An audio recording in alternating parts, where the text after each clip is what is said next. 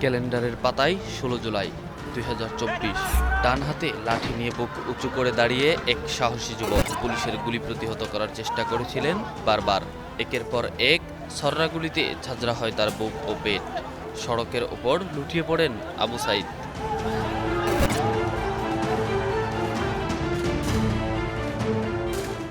জুলাইয়ের ১ তারিখ থেকে প্রত্যেক দিনই আন্দোলনের নতুন মাত্রা যোগ হচ্ছিল, কিন্তু জুলাইয়ের ১৬ তারিখ যখন আসে এটা আন্দোলনের মাত্রাকে অন্য আরেকটা ধাপে নিয়ে যায়।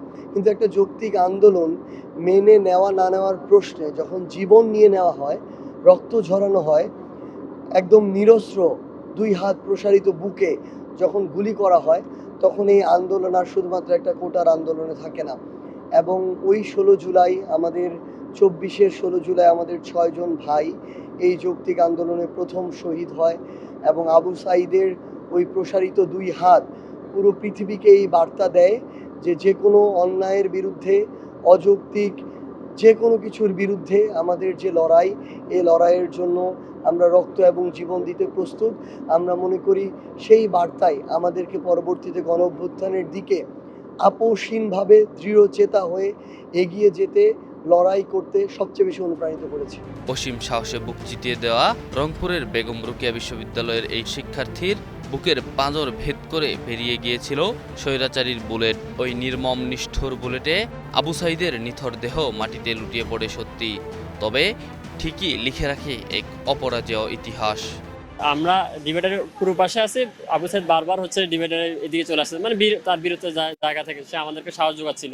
তো যখনই আবু সাইদ বারবার একেবারে বেশি সামনে চলে আসতেছিল, তখন আবু সাইদকে আমি ডেকে নিয়ে বলতেছিলাম যে বেশি আগায় যাস না, গুলি করবে। তো সে আমাকে বলতেছিল যে আমাকে গুলি করবে না, আমার কিছু হবে না। আবু সাইদের মৃত্যু যেন আগুনে ঘি ঢালে কোটা সংস্কার আন্দোলনে।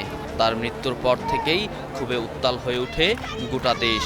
আন্দোলনরত শিক্ষার্থীদের ওপর নিষিদ্ধ সংগঠন ছাত্রলীগ ও পুলিশের হামলায় সারা দেশে প্রাণ হারান ৬ জন। বৈষম্য বিরোধী ছাত্র আন্দোলন ধাবিত হয় গণ অভ্যুত্থানের দিকে।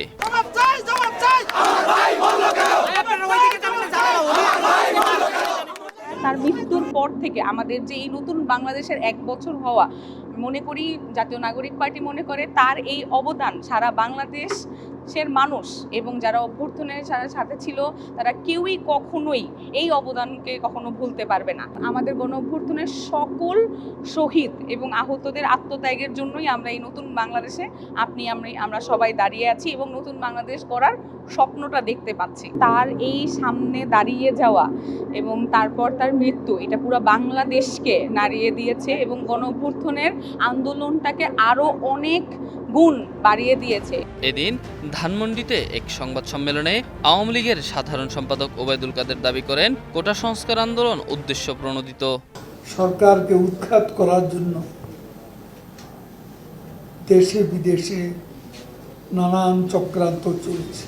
আর বিএনপির মহাসচিব মির্জা ফখরুল ইসলাম আলমগীর দেশের মানুষ ও সব রাজনৈতিক দলকে আন্দোলনকারী শিক্ষার্থীদের পাশে দাঁড়ানোর আহ্বান জানান। তারা কালকে যে আহ্বান জানিয়েছে, আমি মনে করি সমগ্র দেশের মানুষের এই আহ্বানে সাড়া দেওয়া উচিত এবং সমস্ত রাজনৈতিক দলগুলোরও এখানে আপনার সাড়া দেওয়া উচিত। আন্দোলনের সঙ্গে সংহতি প্রকাশ করে রাজপথে থাকার ঘোষণা দেয় ছাত্রদল। কোটা প্রথা বাতিলের এই দাবিতে সব সময় মাঠে থেকে লড়াই করার প্রতিশ্রুতি দিচ্ছে। এবং আগামীকাল প্রত্যেকটি বিশ্ববিদ্যালয় ক্যাম্পাসে আমরা বিক্ষোভ মিছিল করব। এদিকে সরকার এদিনই কোটা বহাল সংক্রান্ত হাইকোর্টের রায়ের বিরুদ্ধে আপিল বিভাগের চেম্বার কোর্টে লিপ্ট আপিল দাখিল করে। অ্যাটর্নি জেনারেল কার্যালয় থেকে জমা দেওয়া এই আবেদনে বলা হয়, কোটা রাখা বা না রাখার বিষয়টি সরকারের নীতিগত সিদ্ধান্ত, এতে আদালতের হস্তক্ষেপ চলতে পারে না।